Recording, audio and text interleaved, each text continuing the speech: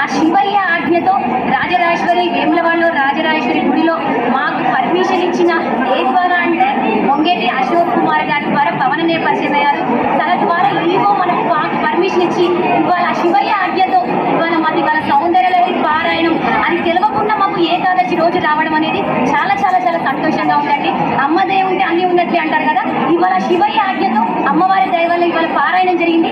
చాలా చాలా చాలా సంతోషంగా ఉందండి.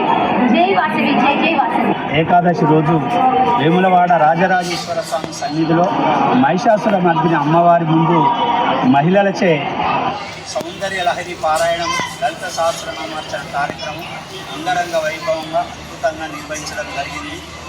మరిపడ బంగ్లా వాస్తవ్యులైనటువంటి మహిళలు ఉల్లి అపర్ణ భక్తజన బృందం వారు 108 పర్యాయాలు 108 సార్లు సౌందర్య లహరి పారాయణం మరియు లలిత సహస్రనామార్చన వివిధ దేవాలయాల్లో వివిధ ప్రాంతాల్లో నిర్వహించడం కొరకై వారు ఈ రోజు వరకు 95 సార్లు వారు ఈ యొక్క దేవాలయాలు ఇలాంటి కార్యక్రమాలు చేపట్టడం జరిగింది. ఈరోజు మన వేములవాడలో 95వ పర్యాయం వారి ఆధ్వర్యంలో మరియు మా స్థానిక మహిళలందరూ కలిసి దాదాపు మేము ఆహ్వానిస్తే 100 మంది వస్తారని దాదాపు 200 మంది మహిళలు వచ్చి ఈ యొక్క పారాయణ కార్యక్రమంలో పాల్గొనడం అమ్మవారి కృపకు పాల్గొనడం అయినందుకు ఎంతో సంతోషిస్తున్నాం.